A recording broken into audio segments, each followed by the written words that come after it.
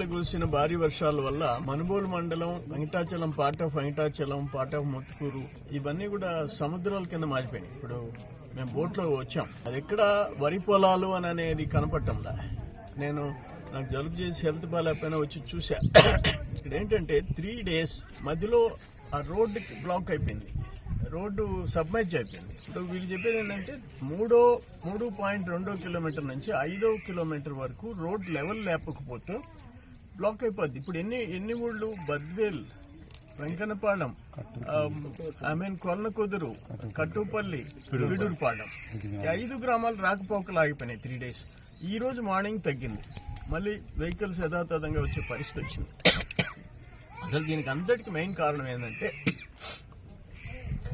ఆ పోర్టు వాళ్ళు, కృష్ణపట్నం పోర్టు వాళ్ళు కండలేరు మీద వాళ్ళ చిలుకూరు మండలం, ముత్తుకూరు మండలాలను క్రాస్ చేసేదానికి కండలేరు మీద ఒక బ్రిడ్జి కట్టారు. ఆ బ్రిడ్జి సరిపోయే బ్రిడ్జి కట్టలే, వాళ్ళు సొంత డిజైన్ చేసుకుని కట్టేసేసారు. అంతకుముందున్న నవయుగ కంపెనీ. దానివల్ల మనుషుల ప్రాణాలకి ముప్పు వచ్చేసేసింది. దురదృష్టం ఇది. వేరే వాళ్ళ వ్యాపారం కోసం వచ్చి ఏమిటి ఆ వెంట్స్ కొంచెం వెడల్పు చేసి ఆ బ్రిడ్జి కడితే ఏం పోద్ది?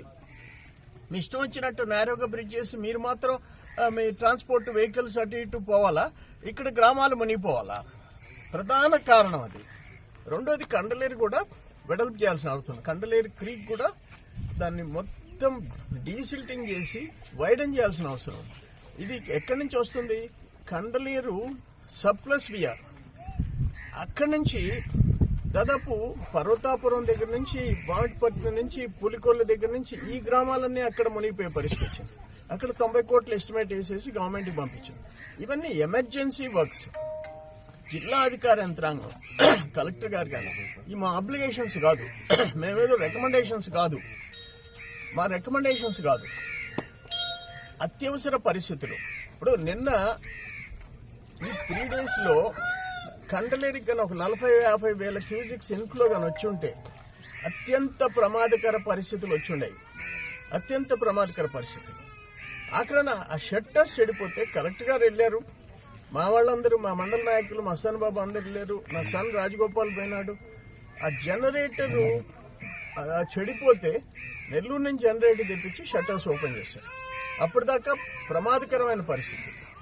కానీ ఏవి తిరుమలంపాలెం బ్రిడ్జి మేము అప్పుడు శాంక్షన్ చేయించి టెండర్ పిలిచేసి 2018 ఆఖరిలో టెండర్స్ పిలిపించి టెండర్ కన్ఫర్మ్ అయిపోయి కాంట్రాక్టర్ మెటీరియల్ అంతా కలెక్ట్ చేసి పని మొదలుగా పెట్టిపోయినారు. వాళ్ళ గవర్నమెంట్ వచ్చింది, ఆపేసేసారు. అసలు రైతులు, కెనాల్ సిస్టమ్, డ్రైనేజ్ సిస్టమ్, వీటిని ఏది కూడా లాస్ట్ గవర్నమెంట్ పట్టించుకోలే. ఈయన ఉన్నాడు సర్వేపల్లి ఎమ్మెల్యే, రోజు నిద్రలేసి తిట్టుడు తప్ప, వాగుడు తిట్టుడు తప్ప అసలు ప్రజలకు ఏం అవసరం ఉంది? అవి రైతుల పరిస్థితి ఏంటి? ఇటువంటి ఫ్లడ్స్ వస్తే ఆ కండలేరు సర్ప్లస్ వేయర్ నుంచి నీళ్లు వస్తే ఎక్కడెక్కడ ఏ గ్రామాలకు ప్రమాదం? వీటి గురించి ఆలోచించిన పాపాను పోలే. అందుకని నేను కలెక్టర్ గారికి నేను చెప్పేది ఏంటంటే, ఫస్ట్ కండలేరు సర్ప్లస్ దగ్గర నుంచి ఆ గ్రామాలు బతకాలంటే 5.5 kilometers 90 crores తో వర్క్ జరగాల. ఇదేమి రెగ్యులర్ వర్క్స్ కాదు, ఇది అత్యవసరమైన పనులు. అట్నే ఈ క్రీక్ అంతా, కండలేరు క్రీక్ అంతా రెనోవేట్ చేయాలి. అదేవిధంగా ఆ బ్రిడ్జి, నవయుగ కంపెనీ కట్టిన బ్రిడ్జి వైడన్ చేసేదానికి దాన్ని కూడా డిజైన్ మార్పు చేయాలి. వెంకటాచలం మండలం, తిరుమలంపాలెం ప్రతిసారి బోటే. ఇప్పుడు ఇంకొక 3 రోజులు బోట్లో దాటాల్సిందే. మేము 2015లో భారీ వర్షాలు వస్తే బోట్లో పోయినాం. దానికి శాంక్షన్ చేయించిన దాన్ని ఆ పెద్ద మనిషి ఆపేసేసారు. ఇవన్నీ టాప్ ప్రయారిటీ కింద తీసుకొని జిల్లా కలెక్టర్ గారు గవర్నమెంట్ దృష్టిలో పెట్టి, రేపు ఇన్ఛార్జ్ మినిస్టర్ల దృష్టిలో పెట్టి ఇటువంటివన్నీ క్లియర్ చేసుకోవాల్సిన బాధ్యత మన అందరి మీద ఉందని చెప్పి నేను తెలియజేస్తాను. ఇంకోటి ఏంటంటే, పొట్టేళ్ల కాలం నుంచి పెనమడుగు దాకా, పెనమడుగు నుంచి అన్నపయ్యడు దాకా 40 లక్షలు కొమ్మలపూడి అంతా, కొల్లకుదురు 40 లక్షలు పూడికి తీతికేసి ఆఫీసులో కూర్చొని బిల్లులు చేసుకున్నారు. అసలు పని మొదలు కాలే, పని చేయలే, ఒక్క బకెట్ పెట్టలే, ఒక మిషన్ రాలే, డబ్బులు తినేశారు.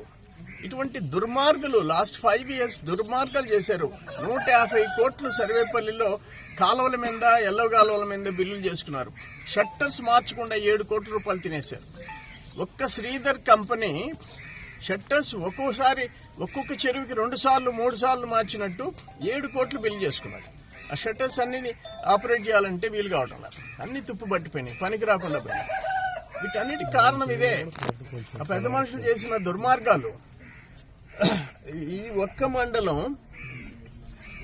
4099 మనబోలు మండలం 4099 మంది రైతులు నారుమళ్లు 10,793 ఎకరాలు నారు వేసింది. ట్రాన్స్ప్లాంటేషన్ జరిగింది 3,260 ఎకరాలు అంటే జరిగింది. సో మొత్తం జిల్లా మీద నేను అనేది ఏంటంటే అచ్చెన్నాయుడు గారికి కూడా లెటర్ పెట్టా. ఏ నార్మల్ పోయినాయో వీలైనంత వరకు ఉచితంగా విత్తనాలు ఇవ్వండి, కాకపోతే సబ్సిడీ మీద ఇవ్వండి. అట్లే నారాతులు వేసిన వాళ్ళకి వాళ్ళు నష్టపడ్డారు రైతులు. వాళ్ళు చెప్తున్నారు ఇప్పుడు మినిమం 10,000 రూపాయలు ఎకరా మీద నష్టపడ్డారు రైతులని. దాన్ని ఏ విధంగా వాళ్ళకి కాంపెన్సేట్ చేయాలో కూడా